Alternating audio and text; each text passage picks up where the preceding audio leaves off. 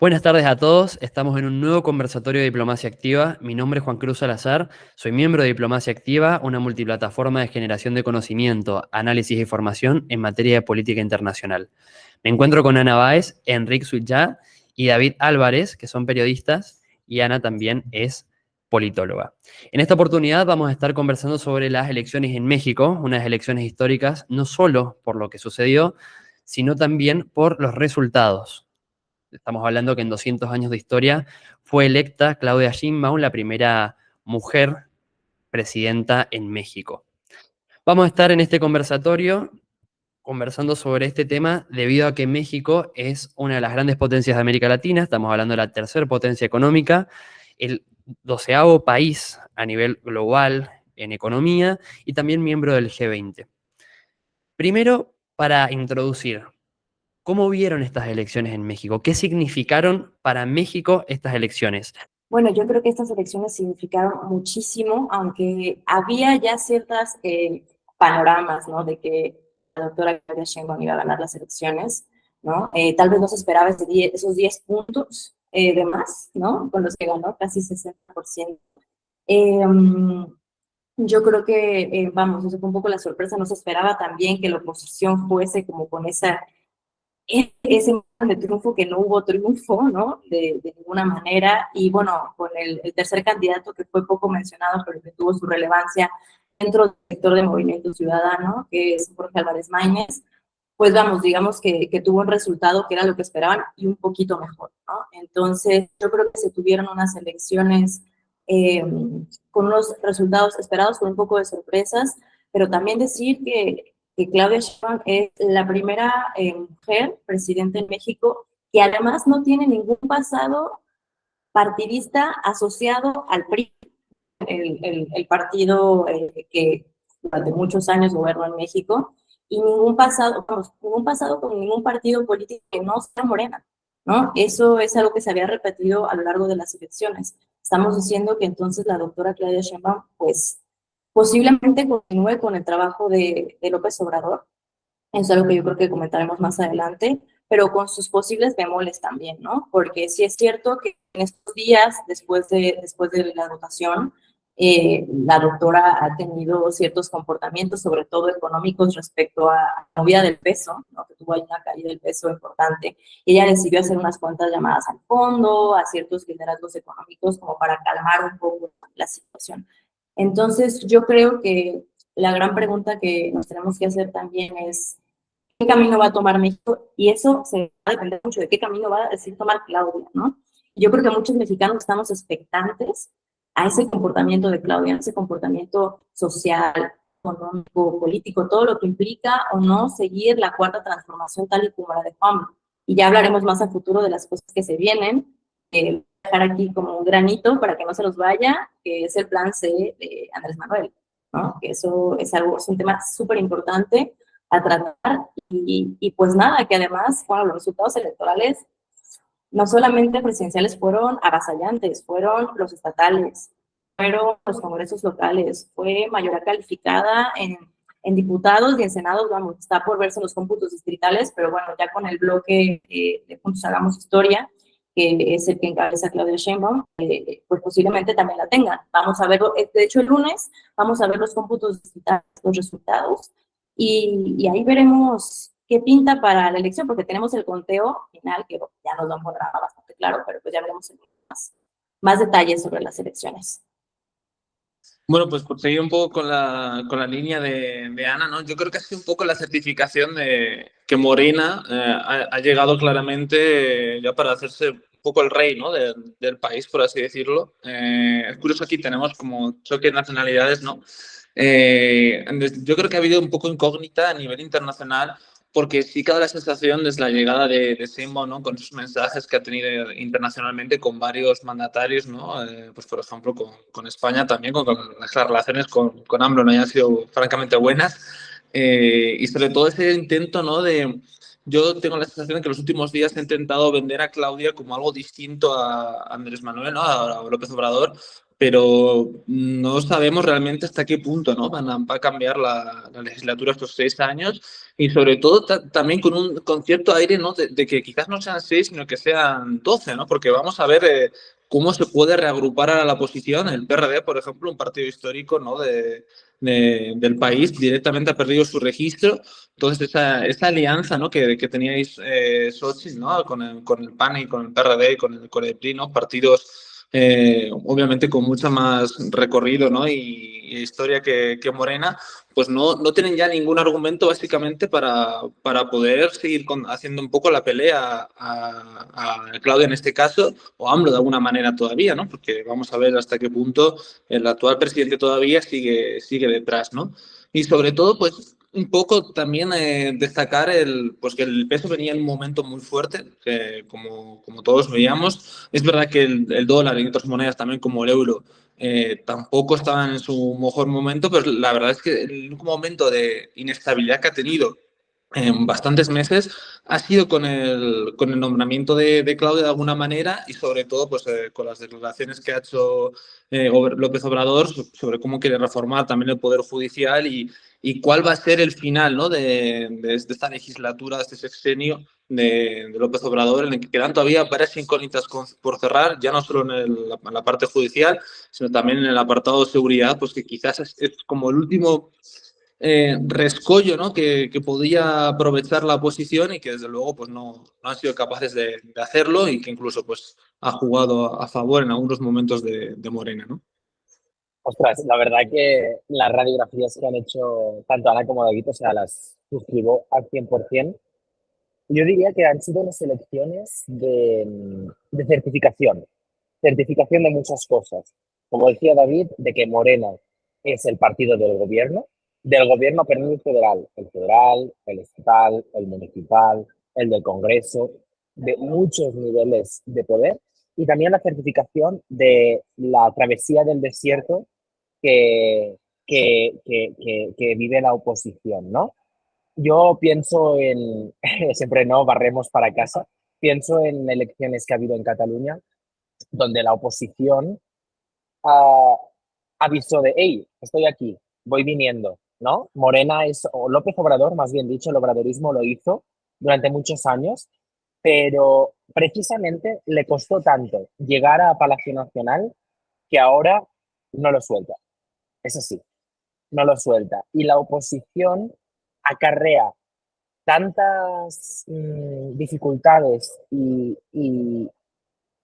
tantos muertos metafóricos en las espaldas que aunque pongan a un crack o a una crack en sus filas, en su boleta, difícilmente van a poder contrarrestar la potencia del obradorismo. Un obradorismo que se está demostrando transversal, ¿no? Porque está llegando a Claudia, pero está llegando a Clara Brugada, está llegando a, si no voy equivocado, a las 7 personas que encabezarán las gubernaturas de 9 que estaban en juego en las elecciones.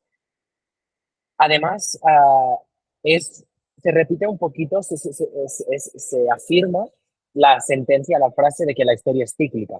Como decía Ana, Claudia Sheinbaum no tiene raíces priistas, pero se está produciendo un esquema muy priista de el presidente, aunque no abiertamente en este caso selecciona a su sucesora, que gana las elecciones y en este caso arrasa, ¿no? Objetivamente ha arrasado.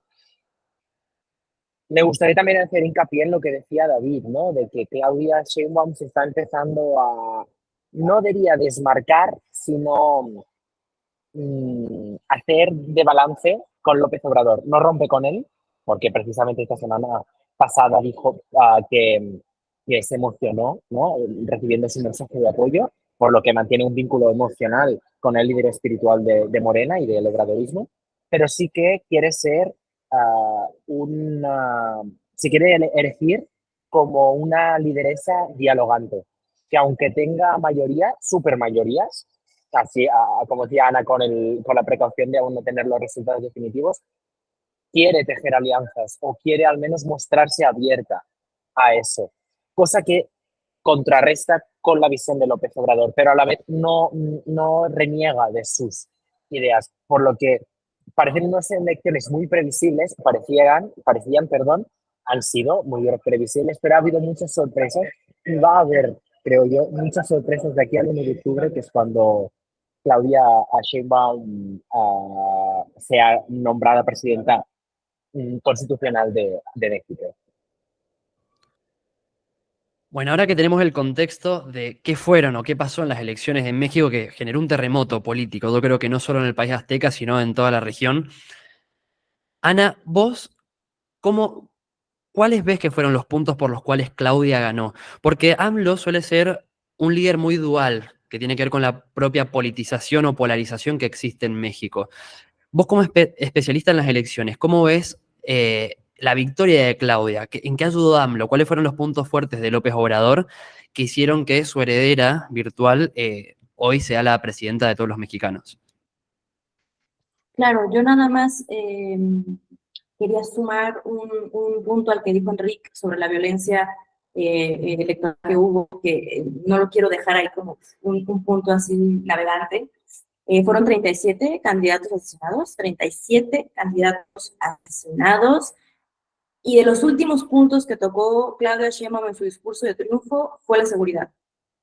Eso para mí es una estrategia política porque sabe que, vamos, el país no va tan mal económicamente, pero en seguridad estamos mal, ¿no? Y creo que cada vez que se celebran elecciones, esperamos que más de un candidato sea asesinado, ¿no? Entonces yo quisiera como marcar eso, que no solamente ya estoy pensando en violencia política, pero ya en el día a día estamos hablando de un promedio de 9 y 10 mujeres que son asesinadas.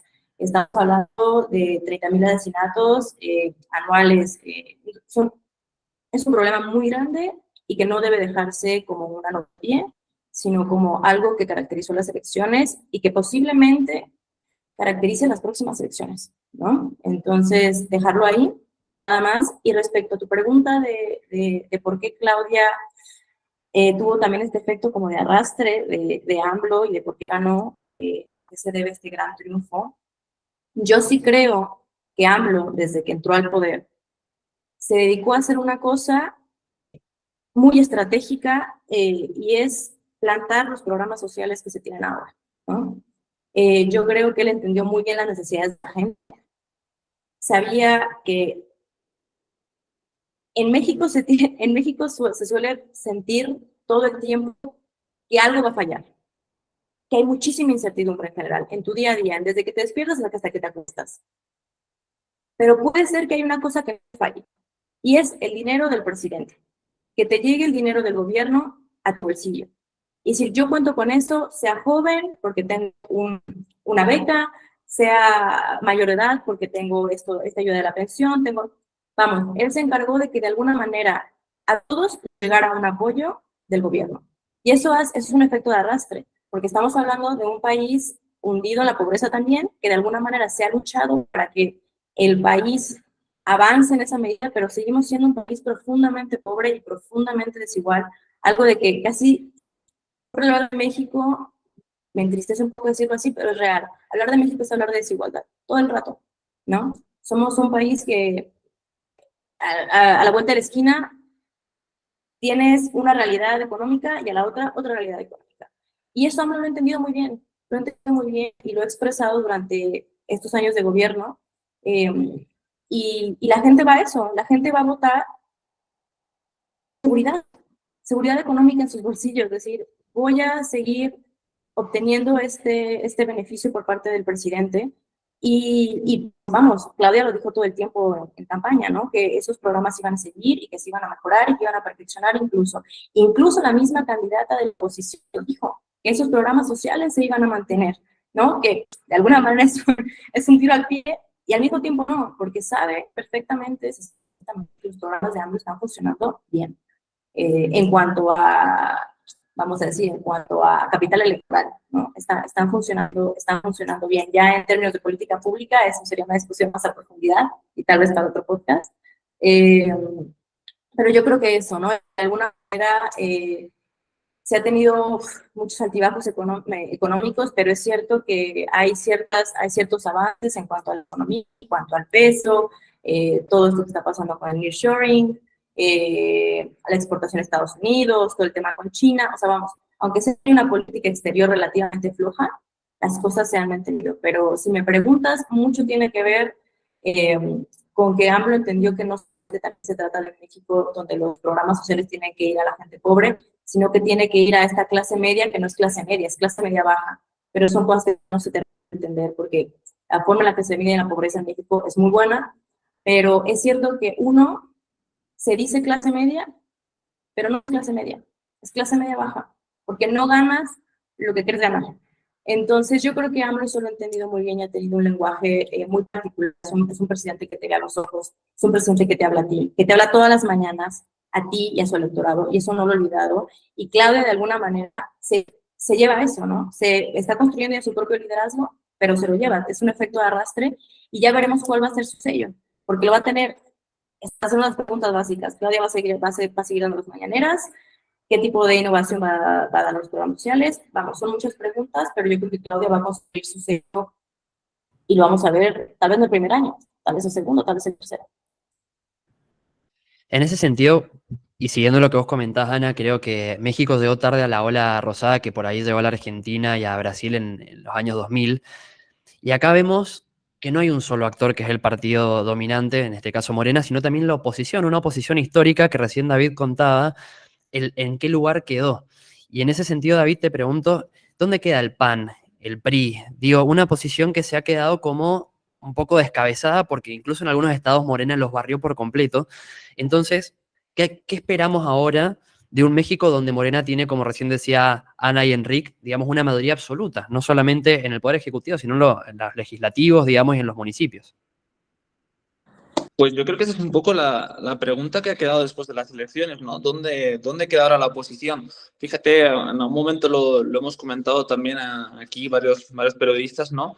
Que la oposición ha estado tan preocupada en frenar a Obrador, ¿no? Con esta fuerza que venía, y creo que no se han detenido un poco a pensar cómo tenían que reinventarse, ¿no? Son partidos que tienen un discurso ya bastante machacado, bastante antiguo, que son propuestas que ya no crean a la gente, que no se las cree con políticos que aunque tengan muchos años de experiencia, están quemados la gran mayoría de ellos, o directamente no los hay, ¿no? Porque la realidad es que pues Xochitl no generaba confianza ni dentro de las filas del PAN, yo creo, casi o de la Alianza, por mucho que se haya querido vender que así era, ¿no?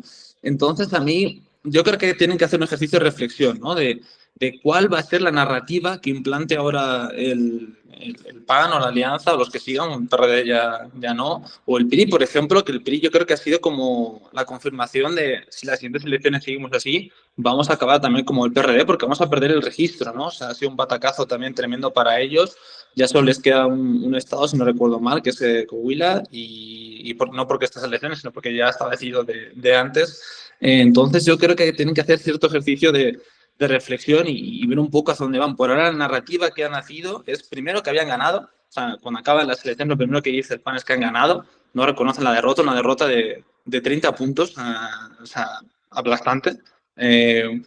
Luego, segundo, unos tweets de Xochitl por la noche en las que de alguna manera dice que ha habido pues, fraude electoral, ¿no? Que es otra, como verificador que soy, yo creo que ha sido la narrativa más potente que ha habido, ¿no? La de fraude electoral utilizada por la oposición, ¿no? En este caso, cuando las diferencias eran absolutamente enormes, en prácticamente todos los niveles, ¿no? Alcaldías, estados, nacional. O sea, yo creo que las diferencias han sido tan grandes que no hay margen para hacer una narrativa de ese sentido, ¿no?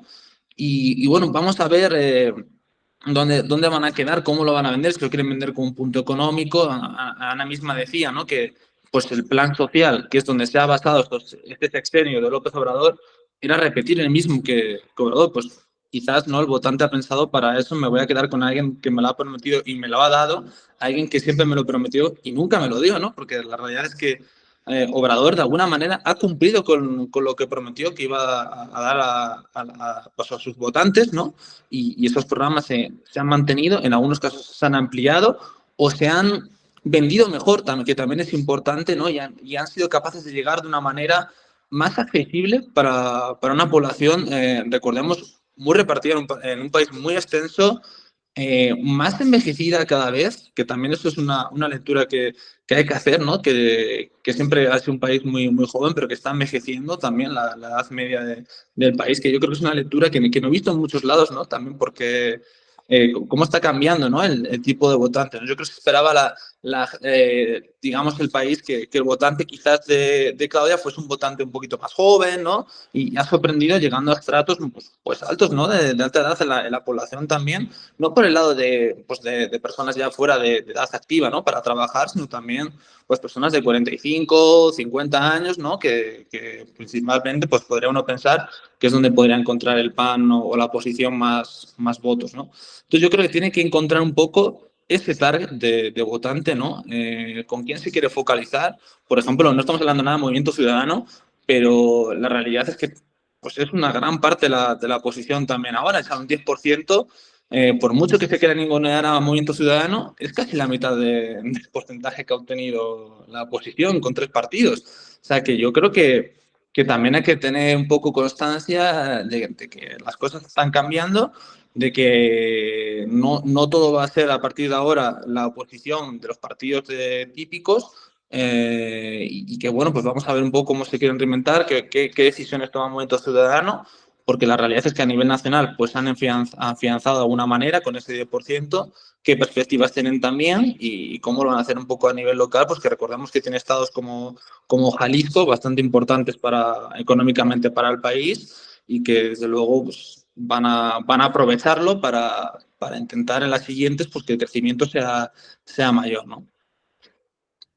David, aprovecho a preguntarte, vos fuiste verificador de información en estas últimas elecciones y me imagino que como en todas elecciones o momento así tan importante político a nivel local e internacional, ¿cómo fue este tema de la desinformación o la fake news?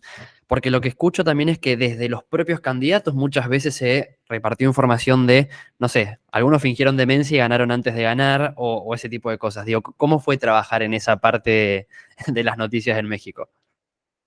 Pues mira, yo principalmente me encargo de las redes sociales, que creo que han sido uno de los actores, no nuevos, porque obviamente las redes sociales estaban en las anteriores elecciones, ¿no? Pero que ha avanzado la desinformación sobre cómo aparecen las redes sociales, ¿no?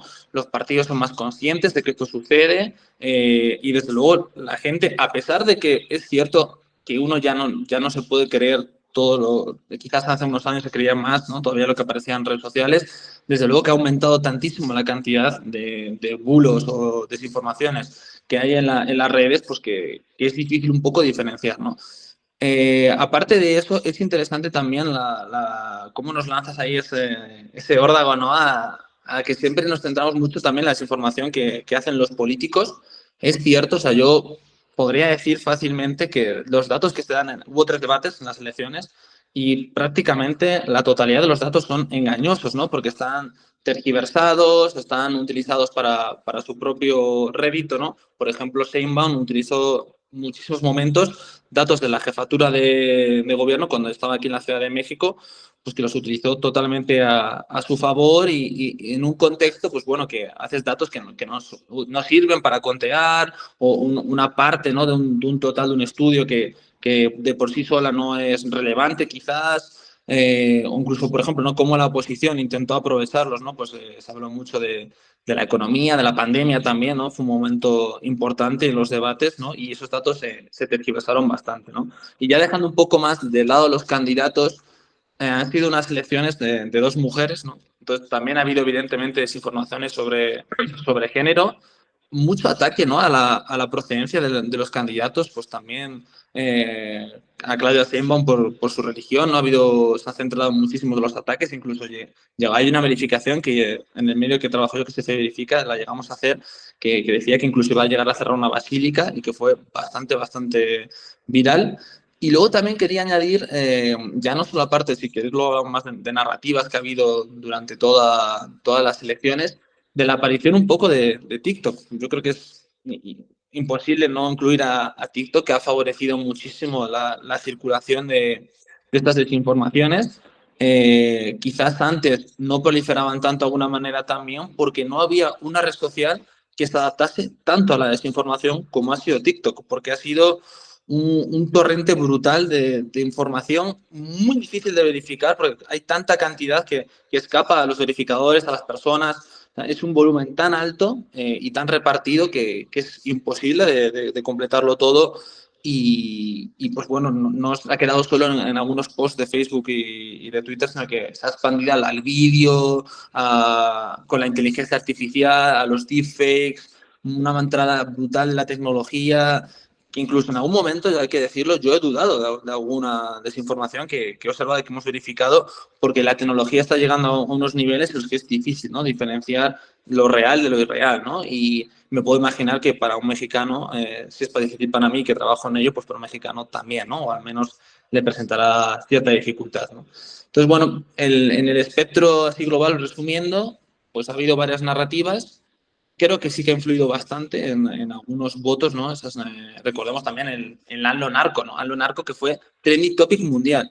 Trending topic mundial, el segundo más grande en aquel entonces, en todo el mundo. O sea, el nivel de desinformación que ha habido, ya no solo por ese hashtag, sino que por lo que la afirmación que hace, ¿no? Sino porque corría, ¿no? Que circulaba en ese AMLO narco, ¿no? Pues ha sido tremendo la aparición de los bots también, que se ha intentado denunciar, lo intentó denunciar Morena, el INE. No hay ninguna ley que pueda asegurarte que eso es ilegal, ¿no? Porque al final, pues no, la ley no está prevista, ¿no?, para decir que haya bots, ¿no? Entonces yo creo que haya habido bastantes factores que, pues sí, que han podido balancear un poco más de un lado o de otro las elecciones, ¿no? Pero al final, pues también hay que decirlo, el resultado ha sido el mismo, ¿no? La gente ha ido a acudir igualmente, ha ganado Morena aplastando igualmente y bueno, es cierto que es peligroso, es muy peligroso, desde luego, hay que estar atentos, ¿no?, a lo que consumimos, pero yo como verificador no te puedo decir que desde luego la desinformación haya sido un factor que haya decidido las elecciones a favor de Morena o en contra del PAN. En ese sentido, hablamos que la democracia siempre tiene obstáculos. Este 2024 fue como el año de la democracia porque países, bueno, México, España, la India, Europa, está atravesando elecciones, ¿no?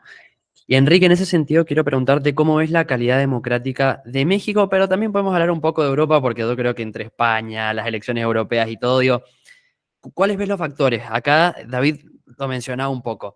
Ya no solo el desafío o el obstáculo viene desde el gobierno cuando baja desinformación, sino de los propios usuarios que con TikTok, inteligencia artificial, entre otras herramientas, generamos propiamente desinformación.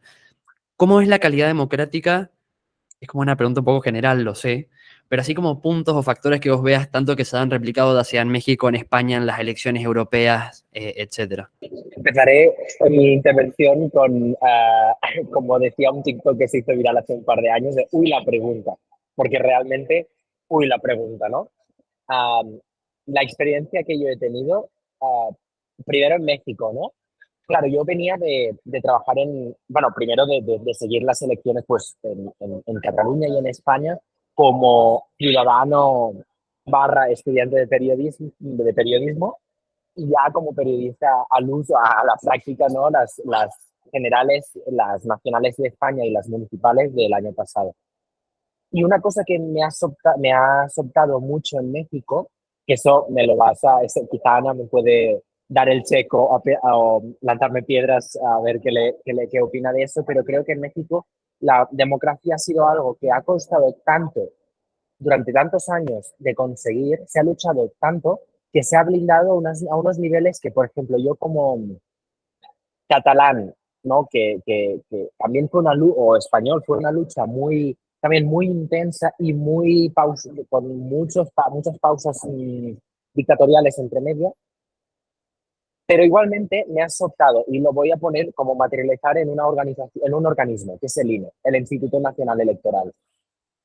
A mí, cuando las primeras veces, ¿no? Por ejemplo, llegué, cuando empecé la campaña y mi jefe de redacción aquí en México me dice, vete a la sede del INE a cubrir la nominación del candidato, como mencionaba David, del candidato de Movimiento Ciudadano, Jorge Álvarez Maínez. Y dije, nominación de candidato, digo, ¿cómo?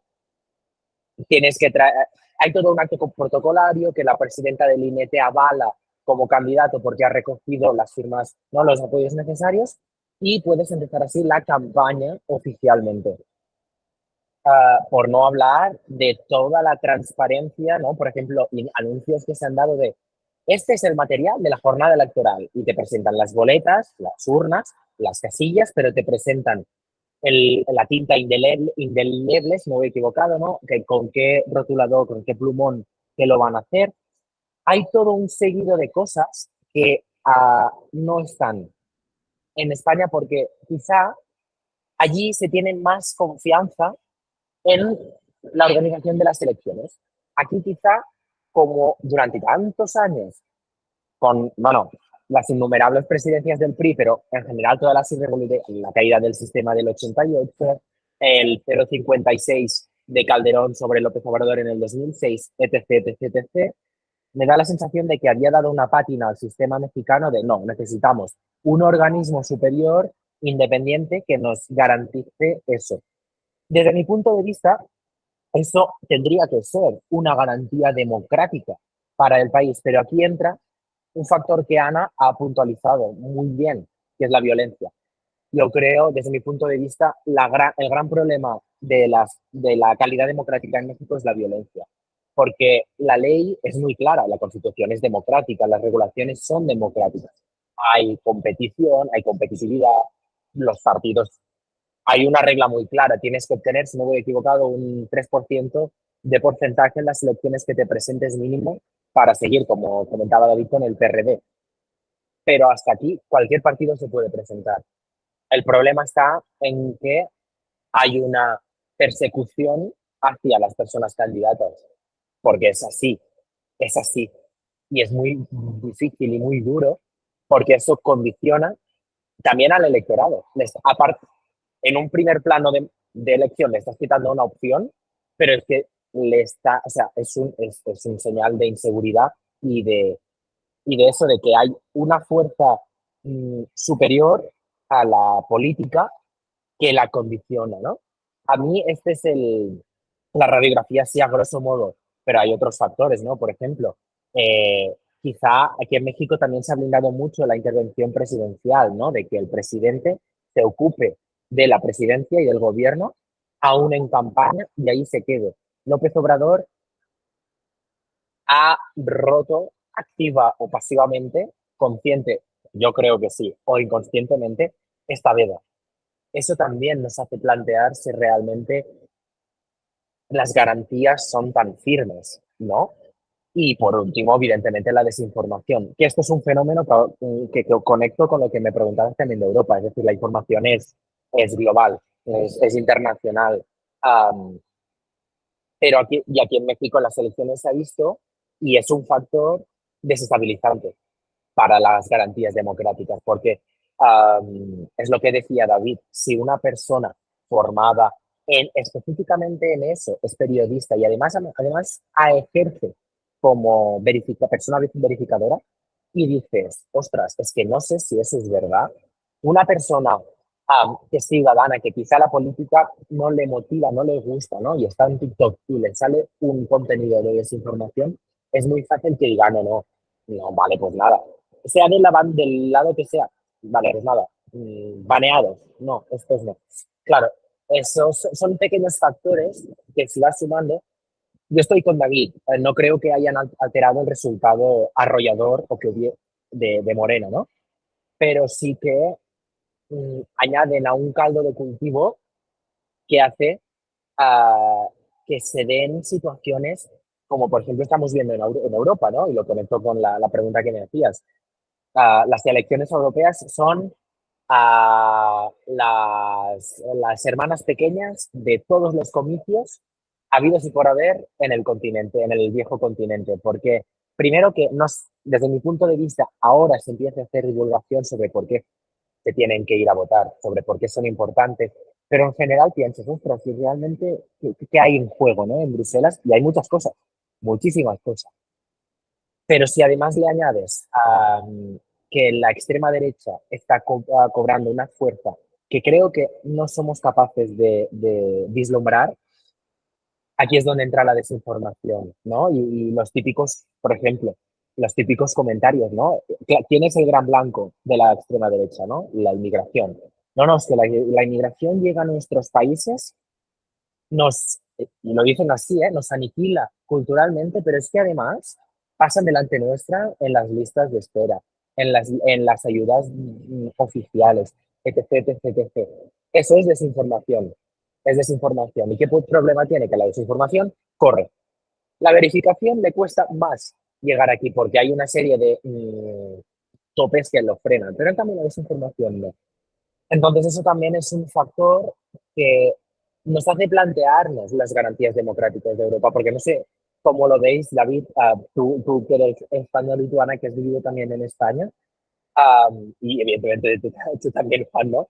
Pero creo que a veces desde Europa miramos a los países latinoamericanos con cierta condescendencia, ¿no? Es decir, no, nos ponemos la medallita de que somos muy democráticos, pero no nos miramos dentro de casa qué problemáticas tenemos.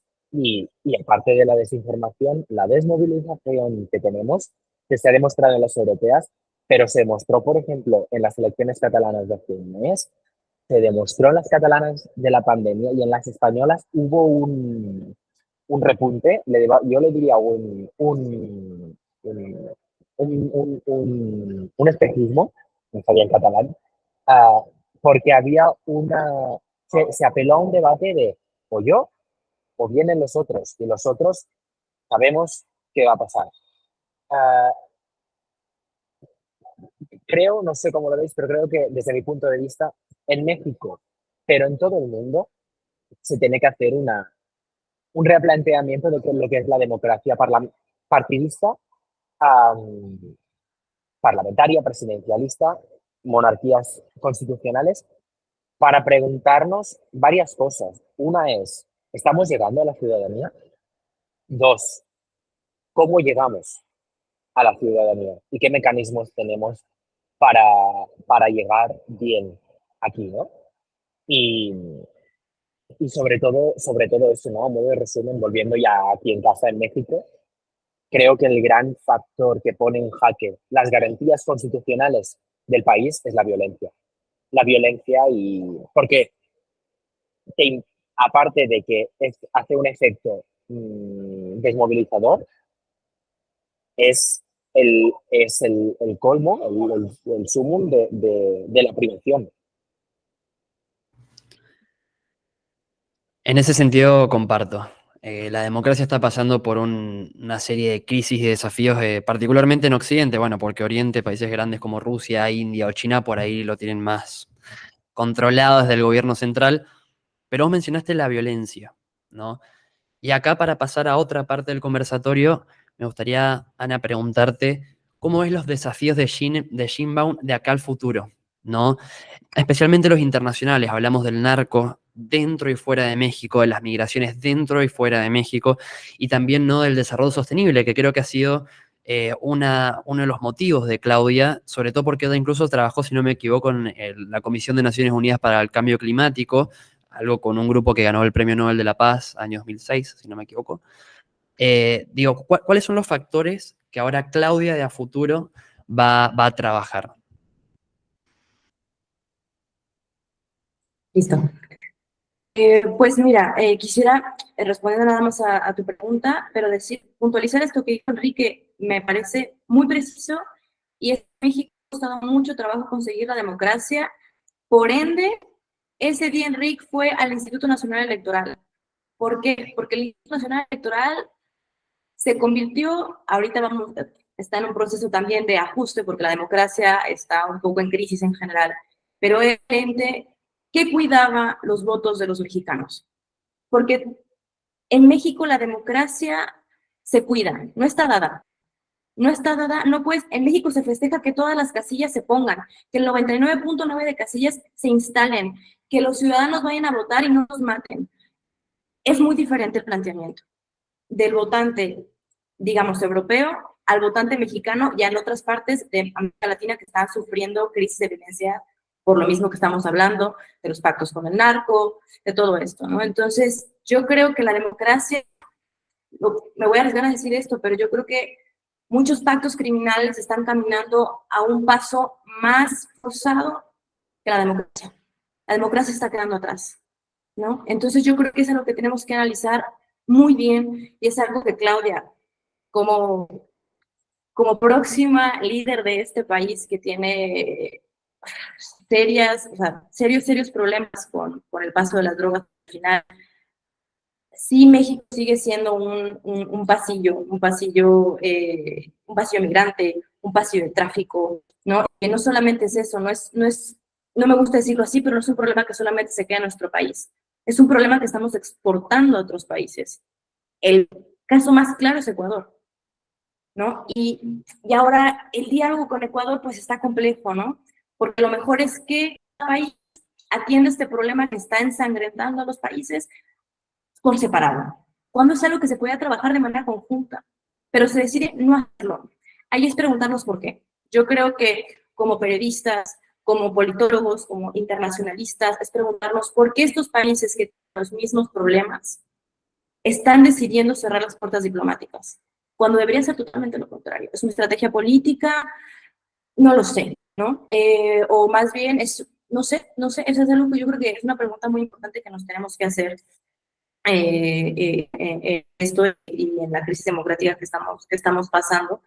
Y otra cosa también que me gustaría retomar, bueno, en cuanto a lo que decía de Claudia y respecto al tema de la sustentabilidad y las energías limpias, que es algo que ella que está proponiendo, Claudia es una mujer de ciencia, ¿no? Es algo que la ha caracterizado no solo de cara a su gobierno como jefa de gobierno, sino también pues como persona, es académica en sí misma, ¿no? Y eso lo ha propuesto y eso es lo que ha tratado de decirle al mundo, pero al mismo tiempo tienes el pasado del presidente, ¿no?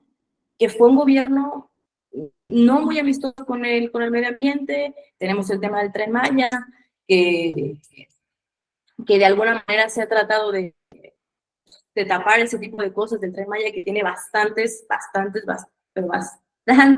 delitos ambientales, de los cuales, vamos, los medios nacionales lo cubren, pero es cierto que los medios internacionales están más hablando de esos problemas, ¿no?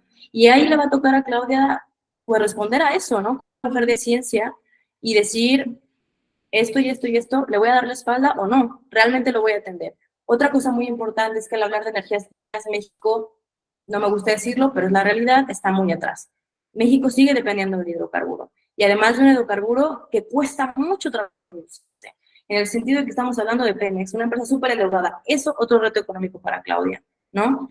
Y ahí yo me pregunto también, respecto a lo que hablábamos de que se reinvente la oposición, y voy a traer esto nada más a la mesa, porque yo creo que la oposición no está en capacidad de reinventarse. No porque le falten ideas, no creo que a la oposición le falten ideas, creo que le falta muchísima fuerza territorial, porque bien como lo dijo David, está AMLO narco en las redes, los bots, la comunicación en el aire operando todo el rato, la oposición está operando todo el rato, pero en tierra no está operando como debe de operar, porque hay que saber que también comentó Enrique respecto a que Morena sí tiene ciertos tintes del PRI, y es cierto.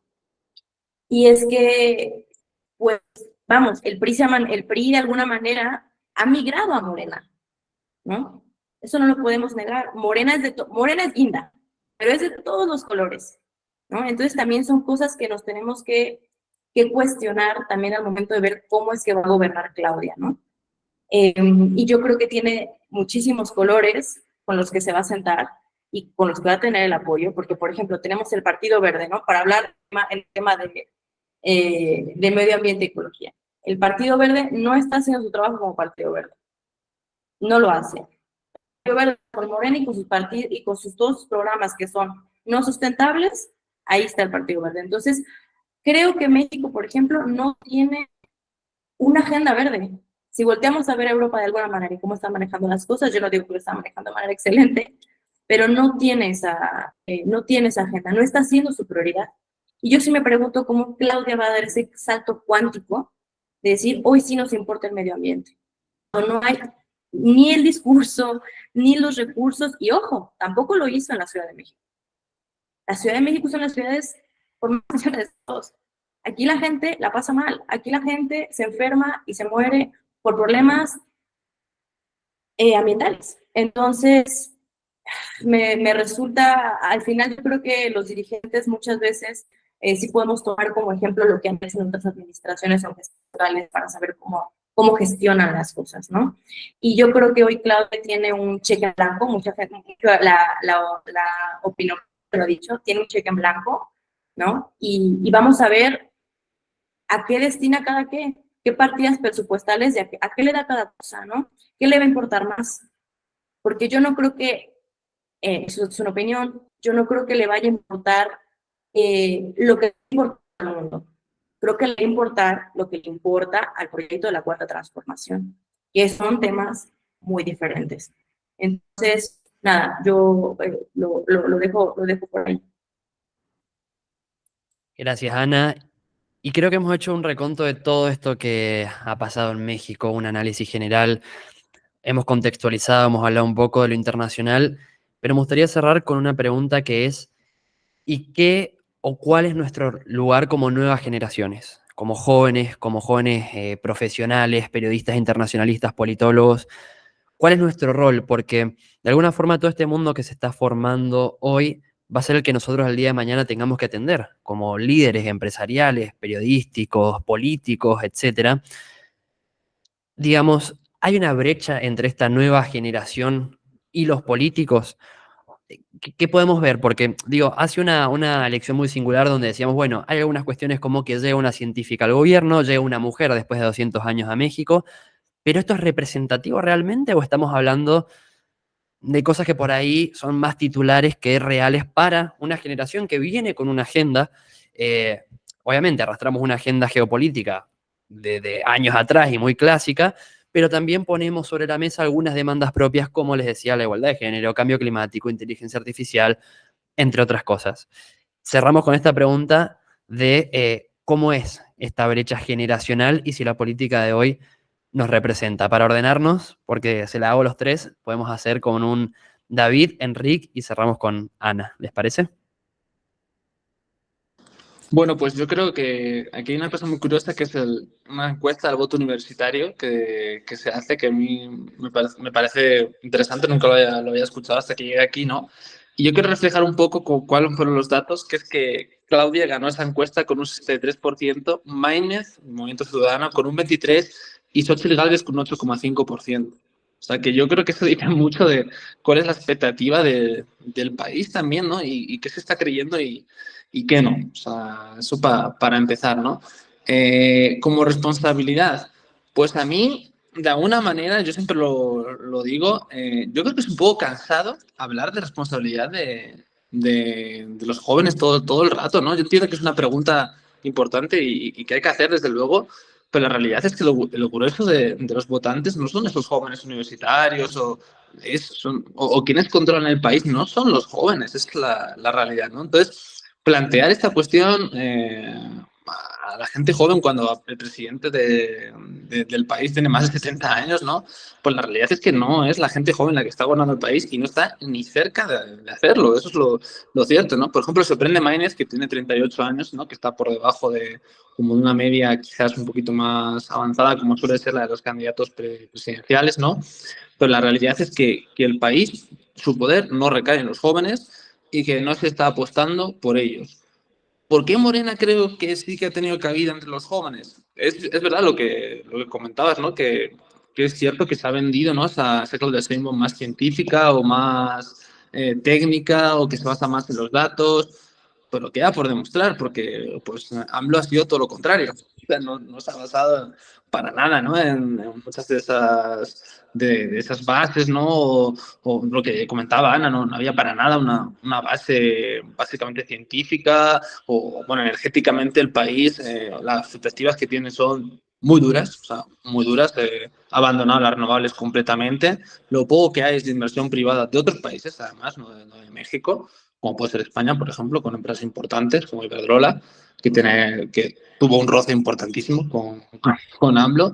Lo que quiere decir es que no sé cuánto puede hacer realmente en un plazo, hablando para las siguientes elecciones, ¿no? Que quedan 6 años, es un margen largo, pero no sé cuánto puede hacer realmente una persona joven, ¿no? Yo creo que tenemos que hacer un esfuerzo, desde luego, por creérnoslo, ¿no? Porque es cierto que si todos pensamos como pienso yo, un poco, vas a ver que aquí un poco el derrotista, la persona, ¿no? Que dice, no, no hay futuro, no, sí hay futuro. Y desde luego que tenemos una oportunidad para sentarnos y que Enrique salga al INE y diga, no, hay que informar en el INE porque el INE ha sido el ente electoral que ha defendido la democracia de este país durante muchísimos años, ¿no? Y no se le puede atacar y tiene que haber información veraz sobre lo que hace el INE. No lo puede atacar ni el presidente, como ha hecho muchas veces AMLO, ni moverlo a un lado, ni otros candidatos, ni las redes sociales. Igual ahí entro yo, en las redes sociales, ¿no? Y entrará Ana en hacer su análisis político y contárnoslo al resto por qué toman X partidos ciertas decisiones, ¿no? Entonces, desde luego que los jóvenes tenemos la obligación de ayudar a nuestro espectro de edad, ¿no? Porque yo puedo comunicarlo mucho mejor que alguien de 60 años. O sea, a este podcast alguien de 60 años podría hacerlo, sí. ¿Podría hacerlo como lo hacemos nosotros? No. Esa es la realidad, porque no sabe conectar con la gente joven. Y por eso quizás están bajando la participación en las elecciones, por eso quizás se están pasando a la ultraderecha en Europa, ¿no? Que me parece mucho que mirabas mucho hacia Europa, ¿no? Yo obviamente también como europeo, ¿no? Pero en Europa la realidad es que la ultraderecha está creciendo mucho porque es la que mejor aprovecha las redes sociales, porque manda mensajes cortos, claros y que la gente se quiere creer, ¿no? Comentábamos antes la democracia. La democracia es una sensación que percibe la gente, ¿no? En Europa se ha empezado a percibir que no había democracia y eso mueve muchísimo a la gente joven. Que te digan no hay democracia y nosotros vamos a solucionar eso, ¿no? Y si te dicen desde siempre los partidos, como hemos visto, como el PAN, no, sí hay democracia, las cosas están bien desde ese lado, ¿no? Vótame a mí, ¿no? Para solucionar eso. Pues la gente joven no se lo cree, porque no ha cambiado en muchas cosas en todos estos países, ¿no? En varios años, ¿no? En lo que es la base, ¿no? En esa base democrática o como lo queráis ver, o política o de funcionamiento de un país, ¿no? Por eso también ese melón que habría ahí, Enrique, ¿no? De cómo queremos también que funcionen los países en el futuro, pues yo creo que sí que tenemos, más que acudir a votar o hacer las labores obligatorias de cualquier ciudadano, es levantar la voz y decir qué necesitamos, qué queremos y qué pedimos, ¿no? Y forzar a todos los partidos, no a uno, a dos, a todos los partidos a que hagan propuestas para nosotros. No, no, señor. El PAN o X partido no es el partido de la gente mayor, es el partido de todos. Y si llegan a gobernar, van a gobernar a todos, desde a los niños que no pueden trabajar, a la gente joven, a la gente ya de cierta edad que sigue trabajando y a la gente retirada, ¿no? Entonces yo creo que es una labor que tenemos que hacer, la de seguir empujando, seguir peleando, no caer en decir, ya está, nuestra pelea ya está, esto nos han dejado un mundo roto. No, el mundo está roto, pero todo en esta vida se puede arreglar y yo creo que los jóvenes se tienen que creer ese lema y nosotros como periodistas, divulgadores, comunicadores, a nuestra escala, a nuestro nivel, nuestro granito de arena, tenemos que hacerlo y no desistir, aunque haya momentos en los que también pues, lo pensemos y sobre todo pasa mucho cuando estás en el medio, ¿no? En el sector, ¿no? Cuando lees tanta desinformación o cuando ves que no se hace no se hace bien el trabajo de politólogo que como debería hacerse correctamente, pues que te puedes venir abajo, pues decir, no, estamos aquí haciendo nuestro trabajo bien, tenemos que seguir haciéndolo y se puede hacer más desde luego.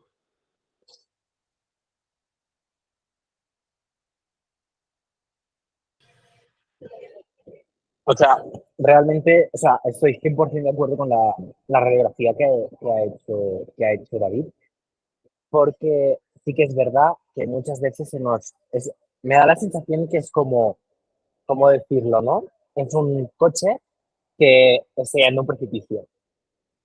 La juventud no lo conduce, está de copiloto, pero el conductor o la conductora te dice, no, no, pero es que es tu responsabilidad, ¿eh? Tú vas a tener que evitar de que caiga, pero yo sigo conduciendo hacia el abismo. Y aquí cae un poquito la hipocresía, ¿no? De que las personas jóvenes salimos en la palestra, aparecemos cuando se tienen que asumir responsabilidades. Mm, Yo, y, a, y a pesar de esta radiografía, yo creo que sí, que tenemos margen para, como dice David, para arreglar todo lo que se está rompiendo o lo que ya está roto en muchos, en muchos aspectos. ¿Qué creo que es clave? Una cosa que también decía David, como la vieja democracia se comunica con las nuevas generaciones. Y aquí es donde entra lo que decíamos antes, ¿no? Quizá qué planteamientos de renovación se tendrían que hacer en el seno de los países, ya algo muy estructural, para que las nuevas generaciones se sientan apeladas por estas instituciones históricas. ¿Por qué, por qué son importantes? Lo que decía David, ¿por qué es importante en México defender el INE? O al menos explicar de qué sirve y que ya la juventud, las personas decidan, vale, ojo, eso puede ser, o no, o decir, mira, vale, ok, pero yo voy por otro lado. Que como en todas partes habrá un segmento de la población que se desentenderá de eso. Pero además, yo quisiera añadir un punto, y es que, ahora me he quedado en blanco,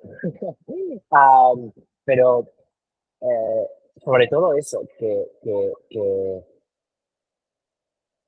el problema está en cómo las personas jóvenes recibimos el mensaje, o recibimos o se nos es enviado, más bien dicho, ¿no? Y en donde quería profundizar también, no sé cómo lo veis, pero yo voy a hacer un símil por ejemplo, con los problemas psicológicos, con las inseguridades, con las luchas internas que todas las personas tenemos.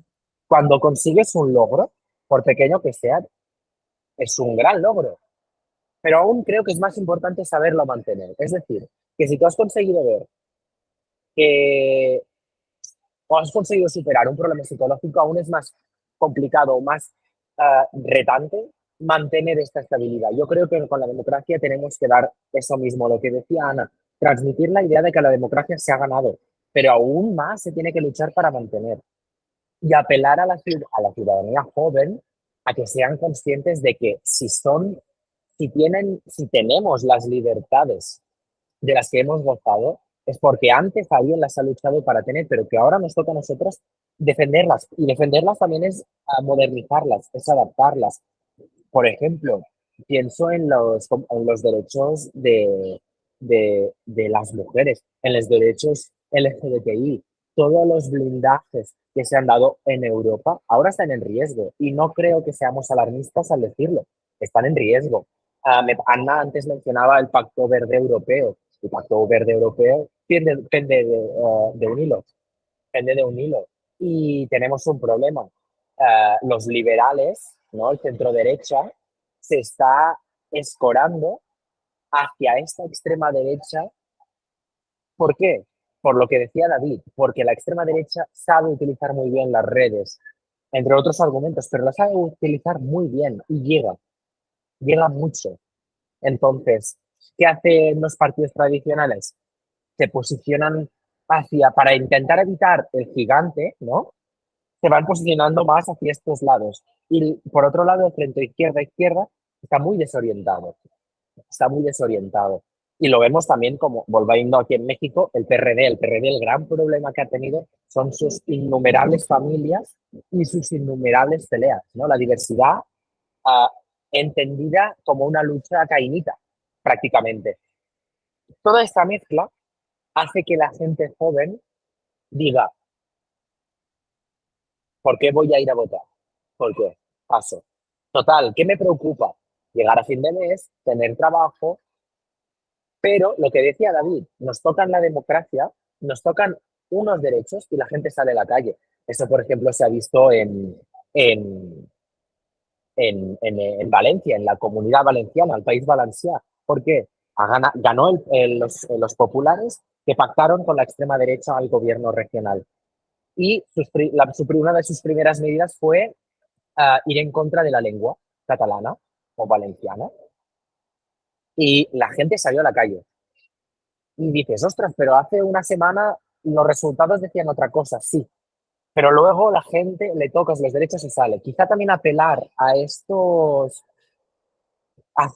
no le diría futurología, pero sí en base a hechos, decir, ojo, ¿por dónde podemos ir? Para la gente se conecte y sobre todo reconocer que los medios, no, por ejemplo, los medios tradicionales ya no, ya no apelan. Lo que decía David, la encuesta universitaria es el gran reflejo de eso. Segundo, Maynard ha utilizado sus redes sociales, ¿no? Movimiento Ciudadano a utilizar sus redes sociales de una forma que nos choca mucho, pero que, por ejemplo, si comparas las dos fuerzas opositoras, el impacto que han tenido en redes, Movimiento Ciudadano ha construido su campaña en base a las redes.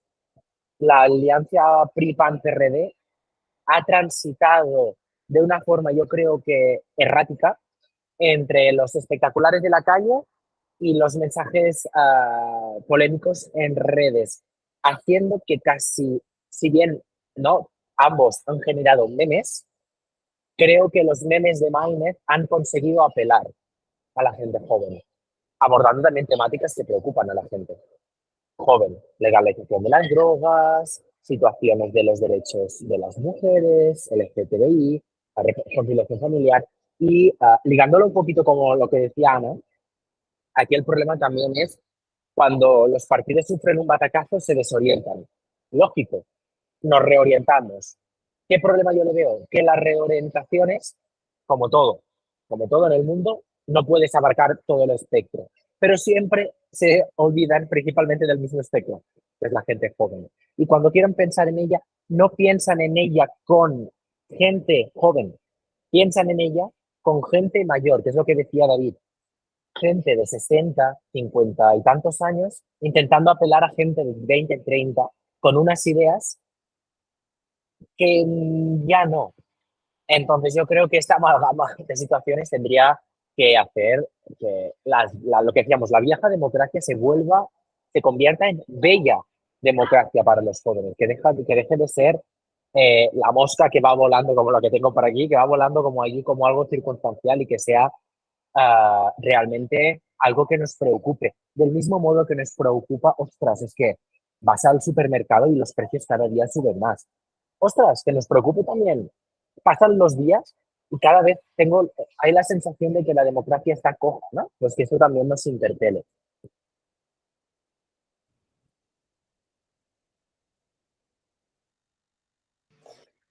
Bueno, yo creo que es una pregunta que se hace muchísimo y al mismo tiempo creo que es una pregunta, me gusta de tu parte, pero injusta del mundo cuando se nos hace, ¿no?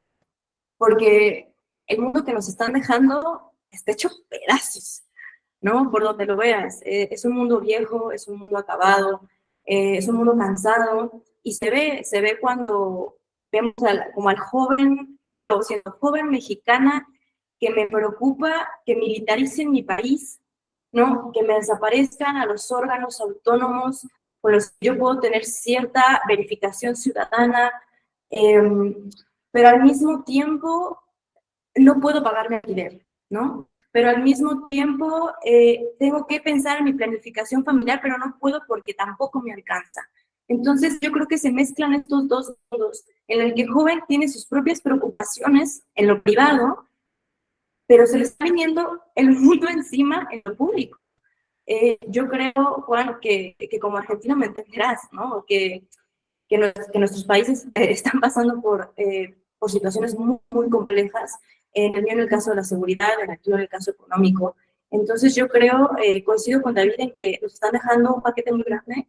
Creo que no nos toca hacerlo todo. Lamentablemente sí somos la generación del futuro, ¿no? La generación, no, dice David, nosotros no vamos a tener el poder tal vez, ¿no? Tal vez vamos a tener el poder de la palabra dentro de estos círculos de conversatorio, pero en sí no vamos a checar no vamos a firmar el cheque final, ¿no? No vamos a poner el último punto dentro del decreto que tal vez pueda hacer que nos quedemos sin agua, dentro del decreto que tal vez pueda hacer que nos acabemos el aire limpio, dentro del decreto que tal vez en la Amazonía desaparezca. Nosotros no vamos a ser esas personas, ni Rick, ni David, ni yo, ni tú, Juan. Y ahí yo sí me pregunto, yo creo que esas personas hay que vigilarlas. Es otra labor, creo. No dejar de verlas, no dejar de señalarlas con el dedo, porque no son los jóvenes, son ellas, son las personas que están en el país, que nos están haciendo creer que somos nosotros los que tenemos que salvar al mundo, que ellos dejaron ya mal hecho, y que además ellos les van a poner el punto final, ¿no? Entonces yo creo que los jóvenes somos los mejores vigilantes del mundo, y que no debemos permitir dentro de los mecanismos que tenemos, que nos quiten lo poco que tenemos. En este caso, por eso yo hablo de los órganos autónomos, en este caso, por eso yo hablo de la defensa de la democracia, porque aunque nos guste menos, nos guste más, son los únicos mecanismos que tenemos para llegar a esta gente, ¿no? Que de alguna manera está tomando el control del mundo y les está funcionando el discurso de que somos nosotros los que tenemos que hacerlo por lo que nos están dejando. Y creo que si lo señalamos bien y si hacemos esa tarea, que es muy cansada, repito, porque el mundo que nos están dejando es un reto muy grande y no se puede vivir más. Pero no nos queda de otra, yo creo, o sea, yo hablo desde como juventud mexicana, más que seguirlo señalando, ¿no? Y entre nosotros ver los ojos, que no haya ninguna diferencia entre migración, por ejemplo, ¿no? Que argentino-mexicano se vea a los ojos, que española-mexicano se vea a los ojos. Nadie está abajo, nadie, entre nosotros, nadie está abajo. Hay 3 personas que están arriba. Esas personas se deberían ver para abajo. Pero entre nosotros no está la discusión, no está la riña, ¿no? Entre nosotros está el señalar a estas personas. Entonces yo creo que esa de alguna manera es nuestra responsabilidad, es súper agotadora, súper agotadora, porque tenemos muchos problemas que tienen que ver con nuestra salud pública, que tienen que ver con nuestro acceso a la vivienda, que tienen que ver con nuestros problemas de salud mental, que eso me da gusto de alguna manera. Entonces, nada, yo creo que cierro mi intervención diciendo que no hay mejor vigilante que la juventud y que no nos quedemos dormidos, que el desinterés no nos gane. Tenemos que estar ahí, tenemos que dudar, tenemos que preguntar y tenemos que señalar a los verdaderos responsables de el futuro, ¿no? Tal vez el 2030, que está aquí a la vuelta de la esquina, y poner nombres, ¿no? Yo creo. Bueno, gracias a los 3, a Enric, a Ana y a David. Ustedes saben que la base de la organización de diplomacia activa es qué pasa cuando no estamos atentos, ¿no? En el mundo, qué sucede. Y justamente todo esto que han comentado ustedes. Cuando no estamos atentos, ganan los que no deberían de ganar, o los que ganan hacen lo que quieran con todo lo que somos nosotros incluso. Entonces, creo que si bien hemos conversado sobre las elecciones de México, ha derivado en muchos temas que nos atañen y que somos parte. Y qué más da, miren que no hemos hablado de si uno piensa por izquierda, por derecha, por arriba o por abajo, hemos hablado de hechos y hemos conversado de cosas que pasan y que nos pasan. Entonces yo creo que ese es el mayor reto, ¿no? Como nueva generación. Empezar a vernos, como decía Ana, y empezar a trabajar juntos por agendas comunes, ¿sí? Agendas más pragmáticas, agendas que nos hagan parte. A todas las personas que nos están escuchando, estuvimos conversando sobre las elecciones en México y mucho más. Así que los invito a que nos sigan en nuestras redes sociales. Vamos a dejar los datos de Ana, de Enric y de David en los comentarios también para que los puedan seguir, para que puedan ver buena información y seguir buena información. A todos, gracias por haber estado en este conversatorio y el mundo nos necesita atentos. Hasta la próxima.